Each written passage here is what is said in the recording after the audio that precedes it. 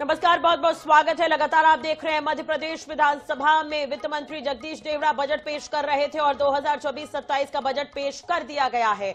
Doctor Mohan Yadav सरकार का यह तीसरा और बतौर वित्त मंत्री देवड़ा का 7वां बजट है। तो वित्त मंत्री ने कहा कि हमारी सरकार का उद्देश्य हर हाथ को काम देना है। सरकार ने 2026 को किसान कल्याण वर्ष घोषित किया है।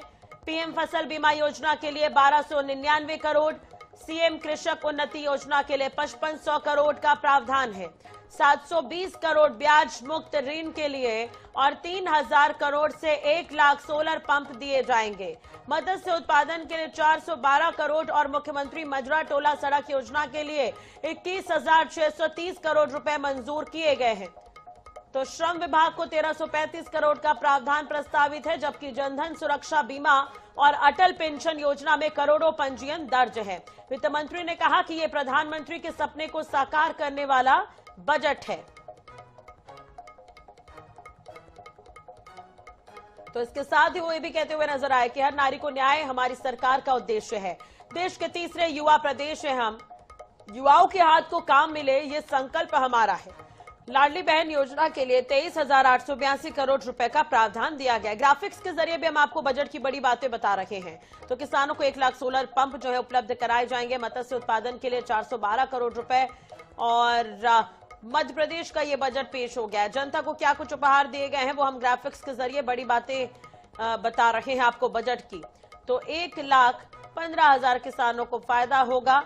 जनजातीय का ध्यान भी रखा गया, जनजातीय जो लोग हैं उनका भी ध्यान रखा गया है। सच्चा वादा पक्का काम, ये टैगलाइन के साथ वित्त मंत्री ने यह बजट पेश किया। जन कल्याण की नई दिशा इसे बताया जा रहा है। तो बजट के अपडेट से आपको बता देते, 3,000 करोड़ से किसानों को 1 लाख सोलर पंप उपलब्ध कराए जाएंगे। पीएम आवास के लिए 6,850 करोड़ का प्रावधान है। पीएम जनमन के लिए 900 करोड़ का प्रावधान है। जी राम जी के लिए 10,428 करोड़ का प्रावधान है। मत्स्य उत्पादन के लिए 412 करोड़ का प्रावधान किया गया है। पंचायत और ग्रामीण विकास विभाग के लिए 44,062 करोड़ रुपए का प्रावधान किया गया है। तो 21,630 करोड़ की मुख्यमंत्री मजरा टोला सड़क योजना मंजूर की जा चुकी है। श्रम विभाग के लिए 1,335 करोड़ का प्रावधान प्रस्तावित किया गया है। तो प्रधानमंत्री जनधन योजना के अंतर्गत अब तक 4 करोड़ 61 लाख खाते खोले जा चुके हैं। तो सड़कों की मरम्मत के लिए 12,690 करोड़ रुपए का प्रावधान। उद्यम क्रांति योजना में 16,451 युवाओं को लोन दिया गया है। नारी कल्याण की विविध योजनाओं के लिए 1,27,555 करोड़ के प्रावधान। जनजातीय क्षेत्रों के लिए 11,277, गांव के विकास के लिए 793 करोड़ रुपए का बजट प्रावधान। जल जीवन मिशन के लिए 4,454 करोड़ रुपए का प्रबंध किया गया है।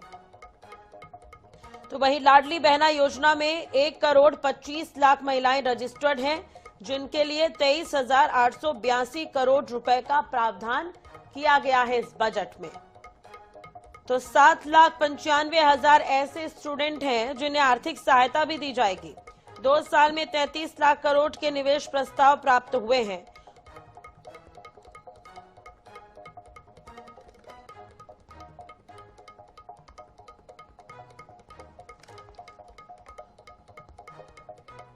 तो बजट पेश हो गया है। 3 साल की प्लानिंग की झलक इसमें दिखाई दे रही है। अब दावे क्या कुछ हैं, अब इसे राजनीतिक विश्लेषक किस तरह से देखते हैं ये भी हम समझेंगे, अर्थशास्त्री किस तरह से देख रहे हैं इस बजट को ये भी हम जानेंगे। हमारे साथ खास मेहमान जुड़े हुए हैं, अजय धवले साहब जुड़े हुए हैं, प्रवक्ता हैं बीजेपी के, स्पर्श चौधरी हमारे साथ जुड़े हुए हैं, कांग्रेस नेत्री हैं, राजीव खंडेलवाल जी हैं, राजनीतिक विश्लेषक हमारे साथ जुड़े हुए हैं, राजेश्वर पिनौली अर्थशास्त्री हैं हमारे साथ जुड़े हुए हैं। आप सभी का बहुत बहुत स्वागत है आई न्यूज़ 24/7 पर। अभी बजट पेश हुआ है, वित्त मंत्री ने बजट पेश कर दिया है और ये कहा जा रहा है कि इस बजट से आगे आने वाले 3 सालों में इबारत लिखी जाएगी और ये काफी अहम माना जा रहा है। राजीव जी, मैं सबसे पहले आपसे ही समझना चाहूंगी, किस तरह से देख रहे हैं आप इस बजट को? देखिए, मैं सर्वप्रथम मध्य प्रदेश के मुख्यमंत्री मोहन भागवत को, जिनके कुशल नेतृत्व में प्रदेश के वित्त मंत्री जगदीश देवड़ा जी ने यह बजट पेश किया है। कोई भी बजट जो होता है, जनता की ना तो पूरी आकांक्षाओं और आशाओं की पूर्ति करता है, और ऐसा भी नहीं होता है कि उनकी आशाएं कुछ पूरी नहीं होती है। उस दृष्टि से हम देखें तो ये मध्य प्रदेश का दूसरा बजट है जहां पे मोहन सरकार ने कोई टैक्स नहीं लगाया है, और नो टैक्स का ये बजट है। इससे सिद्ध होता है कि बेहतरीन प्रबंधन जो जगदीश देवड़ा जी ने किया है। एक जमाने में आपको ख्याल होगा कि इसी बीजेपी सरकार के रहे थे मंत्री राघव जी भाई, जो वित्त मंत्री लगातार रहे, उनको कहा जाता था कि वित्त पंडित है, वित्त प्रबंधक के पंडित हैं, और उस तरह से वित्त बजट लगातार उन्होंने पेश किए 10-11 साल। वह एक बड़ा इस देश का एक बड़ा उपलब्धि रही, इस प्रदेश की उपलब्धि रही है। तो उस दृष्टि से यह बजट काफी अच्छा है। दूसरी बात इसमें जो है, जो बजट में जो उपलब्धि जो है, बजट का आकलन है, यदि हम पिछले बजट की तुलना से करें तो उसमें 12% की वृद्धि की है, और ऋण जो है वो फिस्कल डेफिसिट को की सीमा के अंदर उसको रखा है उन्होंने। तो यह भी वित्त मंत्री की एक योग्यता है, जो उनके अनुभव को, जो पिछला बजट पेश किए हैं उन्होंने, उसके अनुभव को उससे कहीं ना कहीं इम्प्रूवमेंट्स में दिखाती है। एक चीज जो है, जो बजट की उन्होंने घोषणा किया है कि ये मिल्क स्टेट किया जाएगा, घोषणा मिल्क स्टेट टारगेट बनाया गया है, और उसका परिणाम में जो उन्होंने कहा है कि हम छात्रों को 1.40 करोड़ छात्रों को हम ट्रैक्टर एम्प्लॉयमेंट देंगे। तो यह भी एक बड़ी उपलब्धि है। और टूरिस्ट धार्मिक पर्यटन को उन्होंने जोर दिया है, क्योंकि महाकाल से आते हैं हमारे मुख्यमंत्री जी। लेकिन मुझे एक बात जरूर यहाँ पे थोड़ा सा समझ में नहीं आती है कि धार्मिक टूरिस्ट होना चाहिए, और धार्मिक, क्योंकि हिंदुत्व का धारा लेके भाजपा चलती है, इसलिए धार्मिक कार्यक्रमों पे हम बजट प्रावधान रखते हैं। राजीव जी, आगे इस पर हम बात करेंगे। कुछ रिएक्शंस मिल रहे हैं, कुछ रिएक्शंस मिल रहे हैं। माफी चाहूंगी सर, सुन लीजिए रिएक्शंस क्या आ रहे हैं बजट के बाद।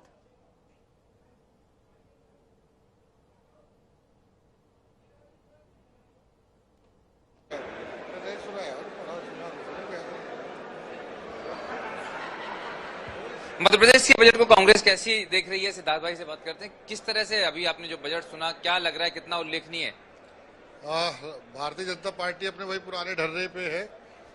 बजट से ज्यादा कर्ज है, उस पर कोई चर्चा नहीं, और अपनी पीठ अपने हाथ से थपथपाने में लगी हुई है, और एक कोरी कल्पना पढ़ के सदन की मर्यादा को भंग करने की कोशिश की है।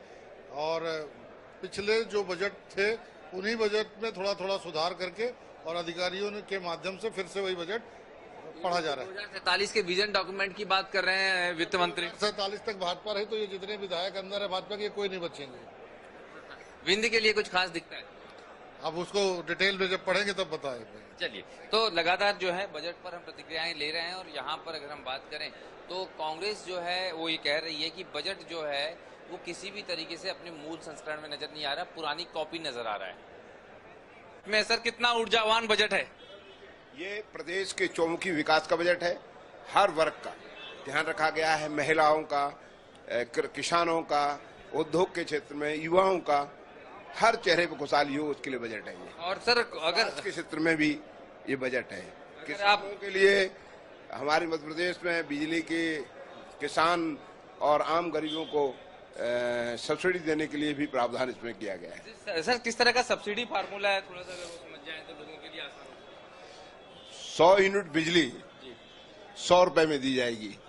किसानों को बिजली का अगर 1 रुपए की बिजली दी जाती है तो 92 पैसे प्रदेश सरकार सब्सिडी देती है। कोई नया टैक्स नहीं, कुछ नहीं, कोई नया टैक्स नहीं, जनता के ऊपर कोई भार नहीं। जनता के ऊपर कोई भार नहीं। और नई जो सब्सिडी पॉलिसी है उसका जिक्र करते हुए ऊर्जा मंत्री नजर आए हैं बजट के संदर्भ में।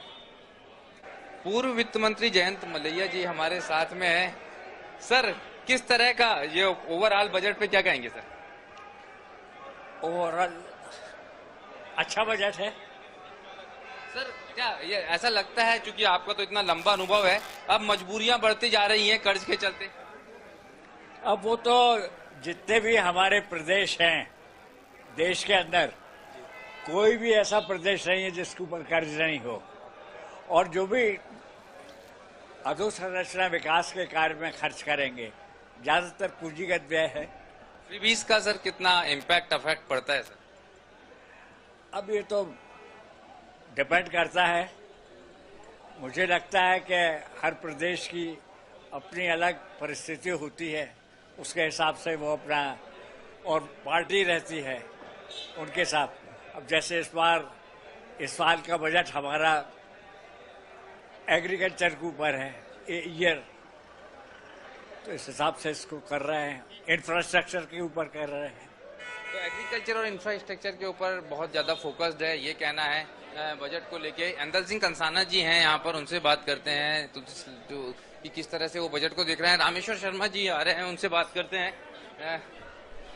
सर, क्या बजट का मूल मंत्र सर? जनहितैषी, लोक कल्याण, मध्य प्रदेश का सर्वांगीण विकास, ये मूल उद्देश्य है। इसके साथ में अगर आप देखें तो क्या यूएसपी है, कौन सी महत्वपूर्ण बातें हैं जो आपको लगती है? इसमें ऐसी कौन सी बात है जो छोड़ी गई है, मुझे बताइए। किसान है, मजदूर है, महिला है, छात्र है, उद्यमी है, उद्योगपति है, आम नागरिक है, स्वास्थ्य है, एजुकेशन है, सब पर तो फोकस किया गया है, सब पर फोकस किया गया है। इसलिए मैंने कहा ना, समग्र विकास है, सबका साथ सबका विकास। जो मोदी जी का मूल मंत्र है वो डॉक्टर मोहन यादव जी जमीन पर उतार रहे हैं, जगदीश जी ने प्रस्तुत किया है। तो ये जो है सबका साथ सबका विकास, ये मूल मंत्र जो है वो माना जा रहा है इस बजट का। गोविंद सिंह राजपूत जी हमारे साथ में हैं, उनसे हम बात करते हैं कि किस तरह से वो इस बजट को देखते हैं, क्योंकि निश्चित रूप से उनके पास भी एक बहुत महत्वपूर्ण जिम्मेदारी इस बजट को लेकर है, जो निश्चित रूप से जी हाँ, किस तरह से देख रहे हैं सर ओवरऑल बजट को? सबसे पहले देखिए, बजट बहुत ही संतुलित है। पिछला बजट हमारा मुख्यमंत्री जी ने घोषणा की थी कि पिछला हमारा वर्ष जो था वो उद्योग वर्ष था, इस बार कृषि वर्ष है, तो कृषि पर आधारित बजट है। और इस बार कृषि सिंचाई योजनाओं के लिए 100 लाख करोड़ का प्रावधान किया गया है। तो कृषि, स्वास्थ्य, शिक्षा, महिलाओं के सम्मान का पूरा ध्यान रखा गया है, युवाओं, खिलाड़ियों के सम्मान का ध्यान रखा गया है, उच्च शिक्षा, स्कूल शिक्षा के क्षेत्र में भी काम किए गए हैं। कुल मिलाकर बजट बहुत सुंदर है, आत्मनिर्भर वाला बजट है, आम लोगों को स्वीकार करने वाला बजट है। एक मंत्र जगदीश देवड़ा जी कह रहे थे कि हर हाथ में काम, हर फसल का दाम।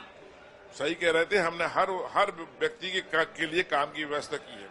तो हर व्यक्ति के लिए काम की व्यवस्था है। तमाम जो मंत्री हैं उनसे हम लगातार बजट को लेके बात कर रहे हैं। यहाँ पर जितने चेहरे यहाँ लगातार पहुँचते जा रहे हैं कि किस तरह से इस बजट को देखते हैं, और कहीं ना कहीं ये तस्वीर बहुत महत्वपूर्ण हो जाती है।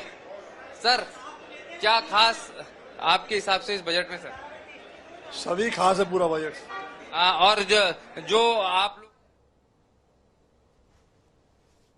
तो बजट के बाद प्रतिक्रियाएं मिल रही थी और आप सुन भी रहे थे। हमारे साथ राजेश्वर जी भी जुड़े हुए अर्थशास्त्री हैं, उनसे बातचीत कर लेते। राजेश्वर जी, मध्य प्रदेश की जो हालिया स्थिति है अभी और जिस तरह का ये बजट सामने आया है, तो आपको क्या लगता है मध्य प्रदेश की हालिया स्थिति को देखते हुए इस बजट के जरिए सबका साथ सबका विकास हो पाएगा? नमस्कार। देखिए, एक तो सबसे पहले बधाई देना चाहता हूँ एमपी गवर्नमेंट को और उनके मुख्यमंत्री, माननीय मुख्यमंत्री जी को और साथ में वित्त मंत्री जी को, कि एक बजट जो संतुलित बजट पेश किया है। देखिए, अब आप कुछ चीजों के लिए तो आप मान के चलिए, जैसे भी मैं शायद किसी पत्रकार महोदय जी का भी सुन रहा था, उन्होंने बड़े क्लियर कट बात की कि सारी अपेक्षाएं पूरी नहीं हो सकती और सारी चीजें आप कट डाउन भी नहीं कर सकते। दोनों चीजें, तो आपको हमेशा एक सोशल ऑब्लिगेशन भी पूरे करने पड़ते हैं और एक आपको फाइनेंशियल ऑब्लिगेशन भी पूरे पड़ते हैं। ठीक है। तो आपको जब भी आप फ्री बीज देते हैं तो हमेशा इकोनॉमिक्स के हिसाब से, अगर कहा जाए इकोनॉमिक्स से कहा जाता है कि चाणक्य के हिसाब से भी फ्री बीज नहीं देने चाहिए, क्योंकि उससे आपकी आदत खराब पड़ जाती है कि फ्री चीजें खाने की। लेकिन आपका सोशल ऑब्लिगेशन होता है कि आप जो गरीब लोग हैं या दूसरे लोग हैं या कुछ जगह जिनको आपको लगता है कि कुछ चीजें देनी पड़ेंगी फॉर दी पर्पज ऑफ उनको मेन स्ट्रीम में लाना है, तो आपको करना पड़ता है। तो वो मुझे लगता है इस बार उन्होंने सारी चीजों का ध्यान रखा है और हर बार ही रखते हैं, इनफैक्ट इससे पिछली बार भी रखा था। लेकिन जिस ढंग से ग्रोथ हो रही है बजट की, जिस ढंग से पर कैपिटा इनकम बढ़ रही है पिछले 10 सालों में, वो रिमार्केबल है, इसमें कोई शक नहीं है। लेकिन एट द सेम टाइम जिस ढंग से लोन फंड बढ़ रहा है, वो हमेशा कॉशियस ले जाता है। बोलते कहा जाता है ना कि ऋण लेकर के घी नहीं पीना चाहिए। अगर ऋण लेकर के उसका प्रॉपर यूटिलाइजेशन किया जा रहा है और डेवलपमेंट में यूटिलाइजेशन किया जा रहा है तो अच्छी बात है। और अभी जो बजट है उसको देख के लगता भी है कि ऋण लेकर के घी नहीं पिया जा रहा, ऋण का यूटिलाइजेशन किया जा रहा है। लेकिन उसका एक साइड इम्पैक्ट ये हो रहा है कि ओवरऑल जो बजट होता है या ओवरऑल जो आउटफ्लो होता है उसका काफी बड़ा शेयर आपको इंटरेस्ट और repayment of the principal amount of the loan उसमें चला जाता है। वो एक आपके लिए हमेशा एक हिंड्रेंस पैदा करता रहता है। ठीक है, स्पर्श जी काफी समय से सुन रही हैं सभी को और अभी रिएक्शन भी सुनती हुई नजर आ रही थी। स्पर्श जी, देखिए रामेश्वर शर्मा से बात हुई, जयंत मलैया जी से बात हुई, उनका कहना है कि बजट में सभी वर्गों का ख्याल रखा गया है। कांग्रेस क्या मानती है इसे लेकर? एब्रीविएशन खेलना हो, ज्ञानी बोलना हो तो सबका ख्याल रखा गया है, क्योंकि वीबीजी राम जी बोल देने से मनरेगा के साथ पिछले 6 सालों में क्या हुआ है सभी जानते हैं। 1% से भी कम श्रमिकों को, मैं गरीबों की बात कर रही हूँ, आ जाते हैं ज्ञानी के एब्रीविएशन को खोलने पर। तो मनरेगा जो विश्व की सबसे बड़ी रोजगार की योजना थी, 1% से भी कम को 100 दिन काम मिला है। तो अब अगर आप बीबीजी राम जी को 10,440 करोड़ दे भी देते हैं तो आपने जो सिस्टम को बर्बाद किया है, एक मुश्किल से 7 या 11 या 12 FIR हुई हैं, मतलब अगर मैं सारे आंकड़े मिलाऊं तो मनरेगा के साथ जो हुआ है रोजगार उसकी स्थिति। अब दूसरी बात कर लेते हैं युवाओं की। युवाओं की आप बात करते हैं जो सड़कों पे हैं हर दिन, उन युवाओं की बात करते हैं। आपसे विधानसभा में पूछा गया तो आप ही ने बताया कि 25 लाख बेरोजगार हैं, उनमें से 10.5 लाख ओबीसी हैं और 6.5 लाख सामान्य वर्ग के हैं। लेकिन अगर हम ओवरऑल बात कर रहे हैं सरकारी नौकरियां कितनी थी, जब पूछा जाता है तो जवाब नहीं होता है। अब आप कह रहे हैं कि उद्योग वर्ष था, तो भैया आपने जो समिट खेला है, अलग अलग जाकर जो इन्वेस्टमेंट के बड़े बड़े एग्रीमेंट्स किए हैं, आपने एमओयू साइन की हैं, लेकिन आपसे जब पूछा जाता है कि भैया इंप्लीमेंट कितने हुए, भैया रोजगार कितना क्रिएट हुआ, तो आपके जो आंकड़े हैं वो जमीनी धरातल पे नहीं दिखाई देते हैं। अब आप बात करते हैं नारियों की। बच्चियां जो महिलाएं हैं उनको आप 1500 रुपए देकर संतुष्ट हो जाते हैं। आप बहुत सारी महिलाओं को योजना से बाहर कर देते, वो तो एक बात है ही, लेकिन उसके साथ साथ उन महिलाओं को, उन बच्चियों को उनके पैरों पे खड़े होने के लिए आप कुछ जमीनी कुछ प्रोवाइड नहीं करती। आप लखपति दीदी कहते हैं, लेकिन अभी जो अनाउंसमेंट हुई है उस पर आते हैं स्पर्श जी। देखिए अब जो अनाउंसमेंट हुई है उस पर वो बाद में वो होगा इम्प्लीमेंट, ये तो बाद में देखेंगे। उस पर जो अनाउंसमेंट हुई है उससे कितनी संतुष्टि है कांग्रेस को? तो देखिए क्या होता है, अनाउंसमेंट तो मध्य प्रदेश की जो भाजपाई सरकार है वो हमेशा करती रहती है। मैं एक और काम करती हूँ, आपको पिछले 2 साल पहले की एक इंफ्रास्ट्रक्चर की योजना पर ले जाती हूँ। भोपाल में कुछ लगभग जो सड़कों के लिए जो अनाउंस किया गया इतने करोड़, उसमें से 70% का इस्तेमाल नहीं हुआ। ये 2 साल पहले के बजट का इम्प्लीमेंटेशन। ऐसे ही हम अगर सभी योजनाओं को जब हम देखते हैं तो हम पाते हैं जमीन पर ये सिर्फ अनाउंसमेंट कर देने से जमीन पर नहीं दिखाई देती चीजें, है ना। आप अगर बात कर रहे हैं इंफ्रास्ट्रक्चर की बात आप कर रहे हैं, आपकी सड़कें धंस जाती हैं, आपके जल जीवन मिशन में आप अगर करोड़ों रुपए डाल रहे हैं, आप जितना भी डाल रहे हैं, और उसमें से 30 करोड़ रुपए घोटाले में चला जाता है, मानकों पर नहीं खरा उतरता है, तो सिर्फ बजट का के ऊपर अपनी पीठ नहीं। देखिए अभी आपने सुना होगा, खंडेलवाल जी को भी आप सुन रही थी, राजेश्वर जी भी हमारे साथ है, वो उनको भी आप सुन रही थी। अभी तक जो अनाउंसमेंट हुई है वो बेहतर बता रहे हैं इसे। अगर कर्ज लिया जा रहा है तो उसका सही जगह उपयोग भी हो रहा है, ये राजेश्वर जी का कहना। काम नहीं होगा तो दोबारा हम चर्चा करेंगे, इस पर फिर से बात करेंगे, लेकिन जो अनाउंसमेंट है मैं उस पर आना चाहूंगी आपसे। हाँ, एक और बात करना चाहूंगी मैं। जब अनाउंसमेंट की बात हो रही थी, हम कर्जे की बात कर रहे थे, तो मध्य प्रदेश की सरकार की जीएसडीपी की प्रगति देखते हुए केंद्रीय जो करों में हिस्सेदारी हमारी कम हो गई है। अगले 5 वर्षों में 50,000 करोड़ लगभग मध्य प्रदेश को कम मिलेंगे। तो सवाल ये है कि आप कर्जे को अगर निवेश बताते हैं, आप योजनाओं में डालते हैं, वेलफेयर स्कीम्स में डालते हैं, करना भी चाहिए, सोशल ऑब्लिगेशंस की बात हो रही है, तो सवाल ये है आप रिसोर्स क्रिएट कितना कर रहे हैं। आप अगर पूंजीगत निवेश की बात करें, अच्छी बात है, अच्छी बात है। कांग्रेस ये कह रही है कि जितने समिट हो रहे हैं, युवाओं को आगे बढ़ाने के लिए जो मौका दिया जा रहा है, उसका कोई फायदा नहीं हो रहा है मध्य प्रदेश में। उसका जमीन पर बहुत कम फायदा, उसके बजाय ढिंडोरे बहुत पीटे जा रहे हैं। ठीक है, धवले जी से इस पर रिप्लाई ले लेते हैं। ठीक है धवले जी। जो हमारी कांग्रेस की प्रवक्ता साथी ने अभी मनरेगा का उदाहरण शुरुआत में दिया, तो मैं उसी से शुरुआत करता हूँ, बजट से आए जाते। जी राम जी। हाँ जी, बीबीजी राम जी पहले मनरेगा थी, तो बीबीजी राम जी आने के लिए पहले मनरेगा थी, मनरेगा आने के पहले नरेगा थी। नरेगा, मनरेगा और बीबीजी राम टोटल यदि हम बात कर ले 2025 तक की, बीबीजी राम जी आने के पहले तक के 10 लाख करोड़ रुपए का आउटले भारत सरकार की ओर से इस योजना पे किया गया। पर जी को आप पूछ लीजिए कि यूपीए 1 और यूपीए 2 मिलाकर इस योजना पे कितना आउटले हुआ था। टोटल आउटले जो हुआ है वो 10 लाख करोड़ रुपए का हुआ है। यूपीए 1 और यूपीए 2 मिला के इस योजना पे मात्र 2 लाख करोड़ रुपए का आउटले हुआ था। हमारी सरकार ने हिस्टोरिकल एक्सपेंशन के साथ में 8 लाख करोड़ रुपए का एक्सपेंडिचर किया था इस ग्रामीण रोजगार की योजना में। अब आप हमसे प्रश्न पूछ लेते कि किस प्रकार से आपने जमीन पे, धरातल पे इस योजना को उतारा या अन्य किसी योजनाओं की यदि बात कर ले, मध्य प्रदेश के परिप्रेक्ष्य में यदि बात कर लीजिए तो इन्होंने एब्रीवेशन की बात की। हमारे लिए वो एब्रीवेशन जो है वो हमारे लिए हमारा नीतियों का केंद्र बिंदु है। चाहे हम गरीब की बात कर ले, जिनसे गरीब कल्याण और सामाजिक सुरक्षा का हमारे लिए महत्वपूर्ण केंद्र बिंदु है। हम युवा की बात करते हैं, युवाओं के लिए कौशल और रोजगार के नए अवसर तलाशना सरकार का काम होता है। अन्नदाता की बात करते हैं, किसानों की आय दोगुनी करना और कृषि का इंफ्रास्ट्रक्चर किस प्रकार से बढ़े, इस पे हमारे सरकार का जोर होता है। हम नारी शक्ति की बात करते हैं, उन्हें मातृशक्ति पर सशक्तिकरण और उन्हें किस प्रकार से आर्थिक आत्मनिर्भरता प्रदान करना, ये हमारी सरकार का फोकस है। तो इस बार हमने एक आय और जोड़ा है, इंफ्रास्ट्रक्चर का, आधुनिक सड़कें बनाना, बिजली और सिंचाई सुविधाओं का विस्तार करना हमारी सरकार का फोकस है। तो दूसरा आय जो है इन्वेस्टमेंट का, औद्योगिक विकास और प्रदेश में निवेश को बढ़ावा देना। ठीक है। तो मध्य प्रदेश देश का वो राज्य है जहां FRBM एक्ट की, इन्होंने कर्जे की बात की थी, fiscal responsibility and budget management act होता है, उस एक्ट के well within the limit Madhya Pradesh की सरकार लोन ले रही है।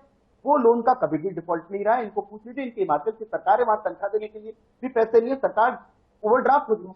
लेकिन हमारी सरकार ने कैपिटल एक्सपेंडिचर के साथ साथ अपनी जो वेलफेयर स्कीम्स है उसको भी पैसा दिया, अपने राज्य की GDP में किस प्रकार से हम बढ़ोतरी कर सकते हैं। और इन्होंने कहा था कि हमारे टैक्स रिवॉल्यूशन में केंद्रीय करों की आवंटन में मध्य प्रदेश का शेयर कम हुआ है। इसके लिए धन्यवाद देने की आवश्यकता है कि जो कांग्रेस का शासन काल रहा है उसकी वजह से मध्य प्रदेश जो बीमारू टैग वाला राज्य था, सीधे 20 वर्षों में हमने उस बीमारू टैग वाले मध्य प्रदेश को निकालकर आज देश की GDP में कंट्रीब्यूट करने वाला राज्य बनाए। अगले 10 वर्षों का हमारा जो लक्ष्य रहेगा, निश्चित रूप से हम देश की GDP में एक आमूलाग्र कंट्रीब्यूट करेंगे। स्पर्श जी का बार बार ये कहना है कि देखिए योजनाएं बनती है, ऐलान हो जाते हैं, अनाउंसमेंट कर दी जाती है, लेकिन जमीनी स्तर पर वो ज्यादा नहीं दिख पाती है।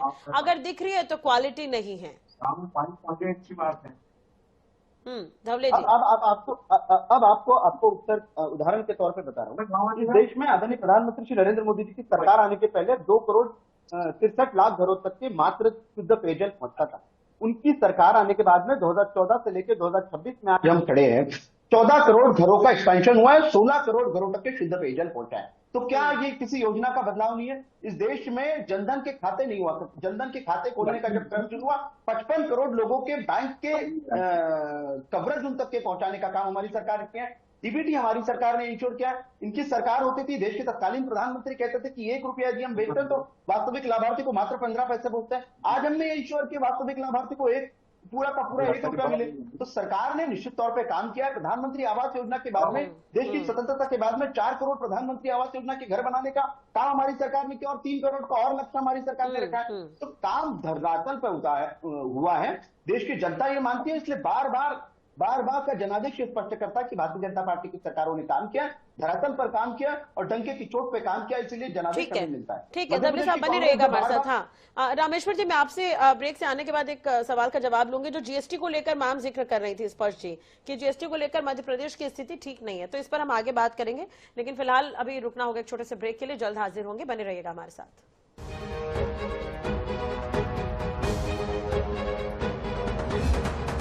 38,000 करोड़ से बड़ा जो बजट दिया है, मैं बधाई देना चाहूंगा कि पर्याप्त धनराशि रखते हुए देश के अंदर रोलिंग बजट का नया कॉन्सेप्ट देश भर में पहली बार आया है। बहुत बधाई दी है। और जिस तरह से अगर हम बजट को लेकर बात कर रहे हैं,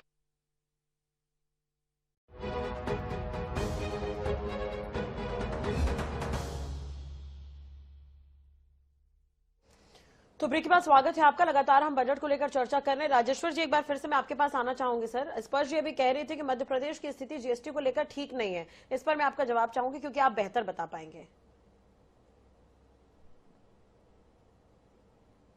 राजेश्वर जी की आवाज, हाँ आवाज आ रही है? जी आ रही है सर, आवाज आ रही है।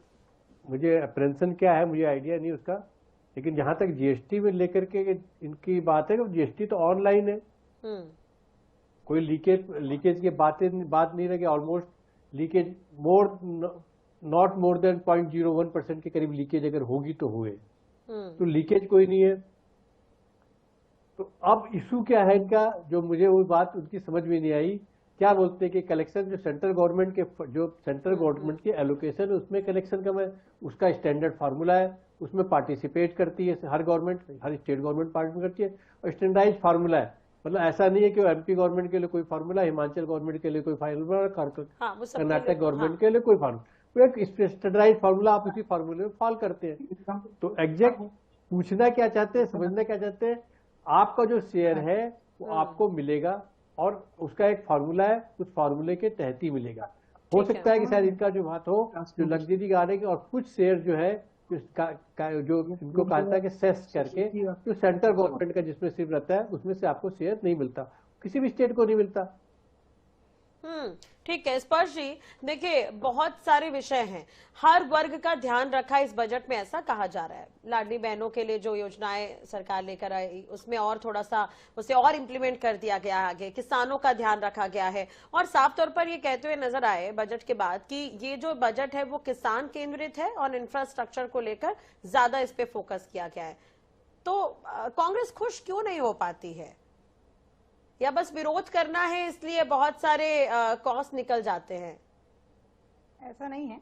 क्या है ना कि भारतीय जनता पार्टी को इधर खाली प्रदेश में नहीं देश में भी हम देख रहे हैं, तो जो मूर्ख बनाने के तरीके होते हैं, किसान कल्याण वर्ष जब वो करते हैं अनाउंस करते हैं तो करना भी चाहिए था पिछले साल में हमारे। नहीं, अगर जनता मूर्ख बन रही होती तो शायद बार बार बीजेपी को मौका नहीं देती।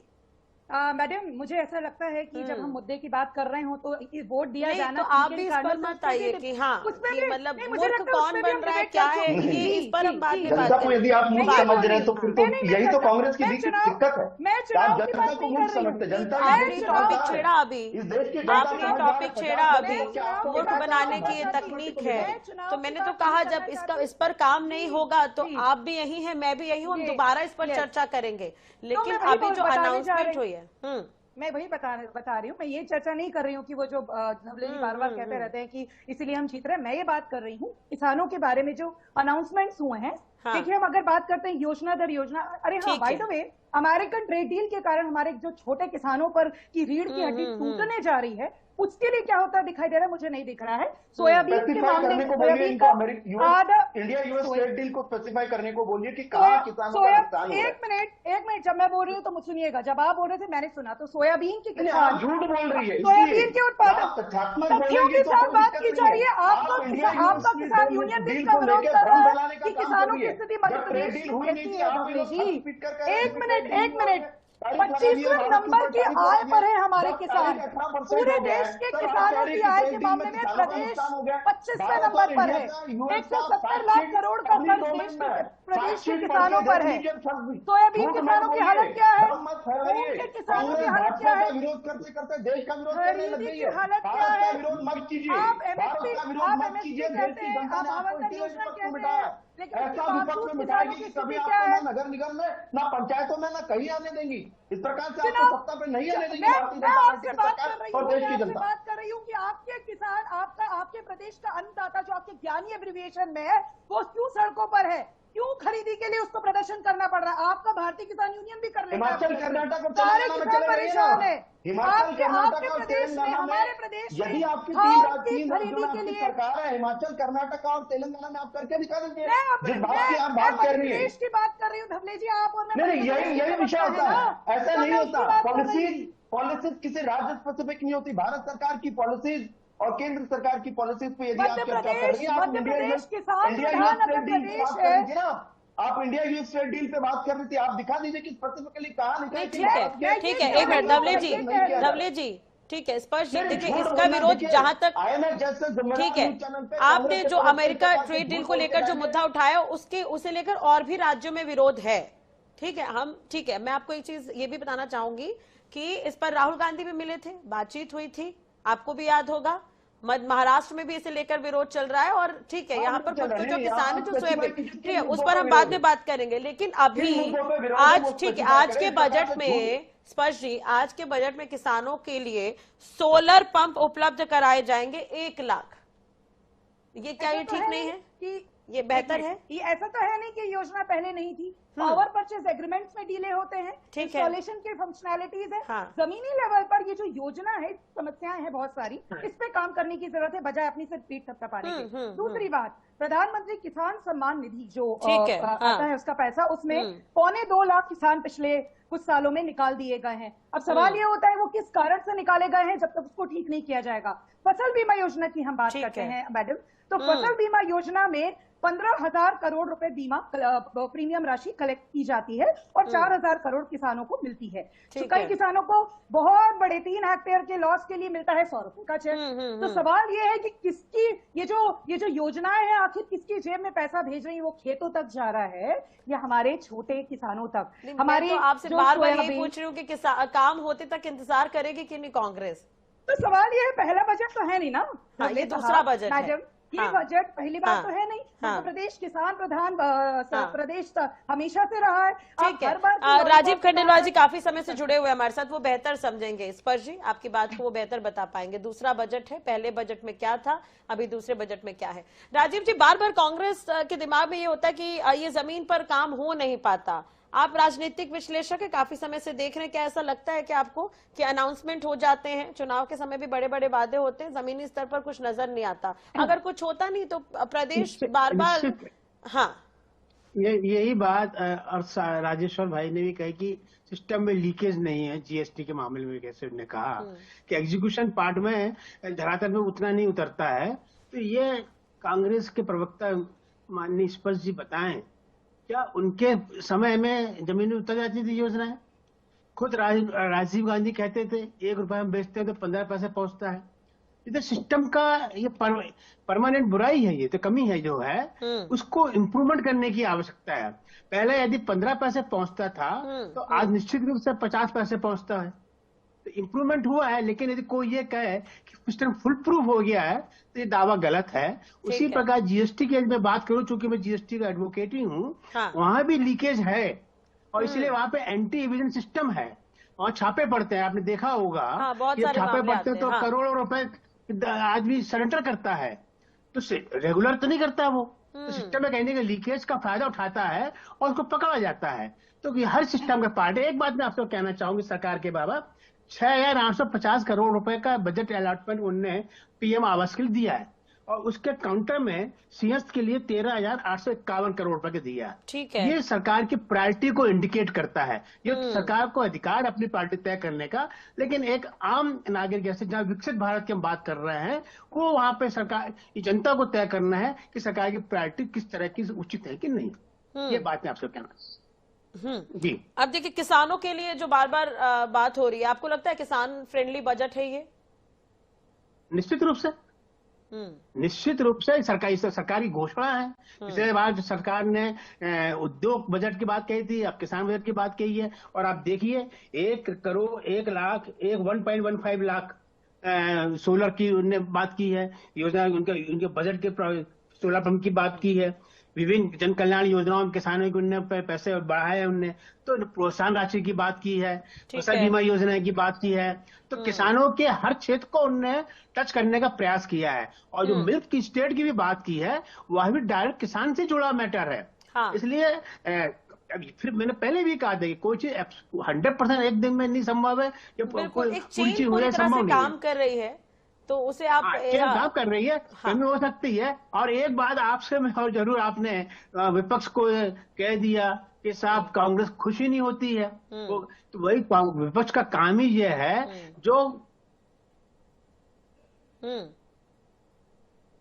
ठीक है। राजीव जी, दोबारा आपकी आवाज शायद चली गई है, दोबारा मैं आपके पास आऊंगी। सर धवले साहब, स्पर्श जी को आप सुन रहे थे, जवाब आपका। वही मैंने कहा कि एक होता है ना, नो नेगेटिव सिंड्रोम होता है। आपको देश की किसी भी चीज से ना आपको सरोकार होता है ना आपको वो पसंद है। इसी प्रकार की ये जो कांग्रेस है, वर्तमान की कांग्रेस, कि भारतीय जनता पार्टी भी 50 वर्ष तक के विपक्ष में रही है, हमने कभी देश का विरोध नहीं किया।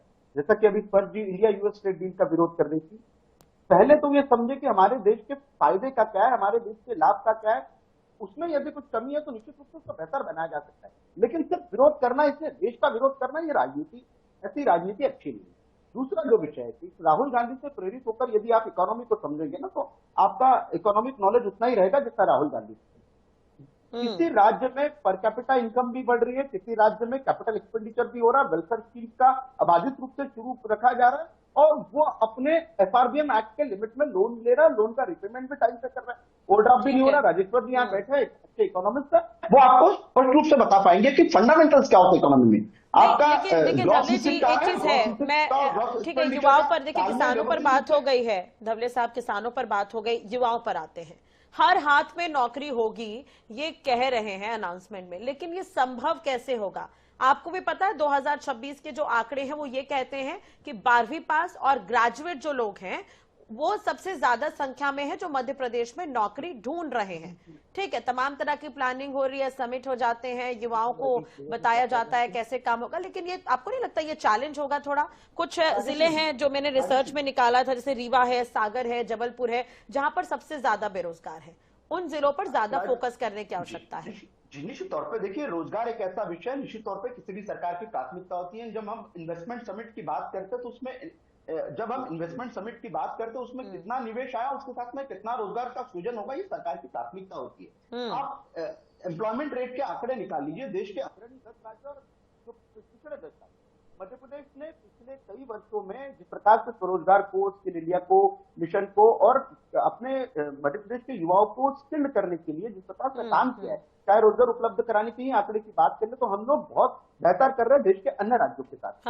निश्चित तौर पर हमारी कुछ अपनी मजबूरियां, हम लैंडलॉक स्टेट है, हमारे यहाँ इन्वेस्टमेंट उस प्रमाण में नहीं आया जिस प्रमाण में आने की आवश्यकता थी, लेकिन अब सरकार का प्रायोरिटी है कि किस प्रकार से इन्वेस्टमेंट को लाया जाए, एम्प्लॉयमेंट को जनरेट किया जाए, एग्री को भी एक महत्वपूर्ण सेक्टर बनाया जाए जिसके माध्यम से भी एनवायरमेंट को क्रिएट किया जाए। उसके साथ साथ हम अब मिल्क स्टेट की बात कर रहे हैं, हम पशुपालन की बात कर रहे हैं, हम दुग्ध व्यवसाय की बात कर रहे हैं, तो कहीं ना कहीं स्वरोजगार को भी बढ़ावा देना सरकार की प्राथमिकता है। बहुत सारी चीजें की है, बहुत सारी चीजें करनी है, इसलिए जब हम विकसित मध्य प्रदेश का सपना देखते हैं तो 2047 तक का एक समग्र संकल्प हमारे पास में, ये पहला वर्ष है जिस वर्ष मध्य प्रदेश सरकार ने रोलिंग बजट का कॉन्सेप्ट लाया कि आज हम ऐसे लक्ष्य को निर्धारित करें जिन्हें अगले 3 सालों में हमें अचीव करना है। लेकिन देखिए, उम्मीद तो की जाएगी कि रोजगार की दिशा में काम हो। आप कभी जिला रोजगार कार्यालय का रुख जरूर करिएगा तो आंकड़े आपको भी चौंकाने वाले मिलेंगे, तो इस पर आवश्यकता है थोड़ा ज्यादा फोकस करने की। राजेश्वर जी, सरकार के लिए चुनौती है, सरकार काम कर रही है और आप गंभीरता के साथ बड़ा चैलेंज है ये, क्योंकि ये बड़ा ऐलान भी हुआ है कि हर हाथ में नौकरी।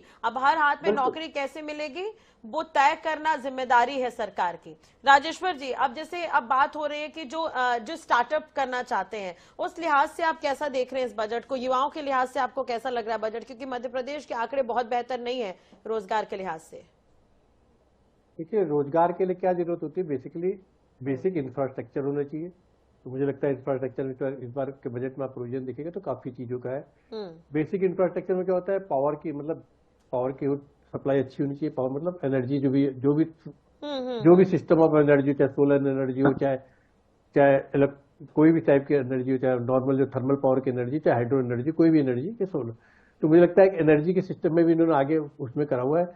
दूसरी क्या जरूरत होती है इंफ्रास्ट्रक्चर में कि आपके जो मेडिकल और दूसरी फैसिलिटी हो, तो अभी मैं पढ़ रहा था कि उसमें मेडिकल फैसिलिटी भी बढ़ाने के लिए, टच करने के लिए, एक्स्ट्रा ऑर्डिनरी वो देने के लिए, सुविधा देने के लिए। तीसरी होती है एजुकेशन की, तो एजुकेशन हब में भी बनाने की कोशिश करी। अब चौथी बात आ जाती है जो बार बार कहा जा रहा है कि मध्य प्रदेश में सबसे ज्यादा जो युवा है। आप शायद एक बार एक सेंटेंस बोल रहे हैं कि सबको नौकरी मिलेगी। मुझे लगता है वो शायद कुछ गलत फहमी। सबको नौकरी तो कोई भी आ जाएगा, हर हाथ में काम नौकरी नहीं सकता। हर हाथ में काम होगा, कोई भी वो हर हाथ में काम रोजगार मिलेगा। सोर्स ऑफ इनकम मतलब यही है सर, हर हाथ में काम है, सोर्स ऑफ इनकम होना चाहिए। सोर्स ऑफ इनकम की बात हम करें तो सोर्स ऑफ इनकम के लिए ये सारे एरियाज हैं। चाहे आप सोर्स ऑफ इनकम स्टार्टअप की बात करें तो सोर्स ऑफ इनकम को जो बेसिक ट्रेनिंग देना सेंट्रल गवर्नमेंट भी दे रही है, ऐसा नहीं है। सेंट्रल बजट की भी आउटलेट पढ़ेंगे तो उसमें भी अलग अलग स्किल डेवलपमेंट करने के लिए दूसरे तरीके से सेंट्रल गवर्नमेंट भी दे रही है, उसमें स्टेट गवर्नमेंट पार्टिसिपेट करेगी। तो स्किल डेवलपमेंट अल्टीमेटली तो आप कह सकते हो जो आपकी स्किल डेवलप होगी, आपको प्रॉपर स्किल वाले। देखिए, स्टार्टअप के लिए सिर्फ आप ही की जरूरत नहीं है कि मतलब एक ऊपर नॉलेजेबल आदमी आ जाए, उसकी जरूरत उसके लिए उसके पूरी टीम के जिनके स्किल्ड हो, अनस्किल्ड लेबर हो, स्किल्ड लेबर हो, नॉलेजेबल लेबर हो, एडमिनिस्ट्रेटिव जो संभालना जानती लेबर हो, और बेसिक इंफ्रास्ट्रक्चर हो। इंफ्रास्ट्रक्चर में जो एनर्जी से लेकर के, रोड इंफ्रास्ट्रक्चर से लेकर, रेलवे इंफ्रास्ट्रक्चर से लेके, एयर इंफ्रास्ट्रक्चर से लेकर के, ये सारी चीजें होनी चाहिए। वो चीजों की ऐसे आप वही चेन वाली बात हो जाती है। इंफ्रास्ट्रक्चर अगर बढ़ेगा तो लोगों को काम भी मिलेगा, ये तमाम तरह की चीजें, उद्योग बढ़ेंगे तो काम मिलेगा, हर हाथ में काम हो जैसा कि कहा जा रहा है, यानी कि सोर्स ऑफ इनकम तो होना चाहिए।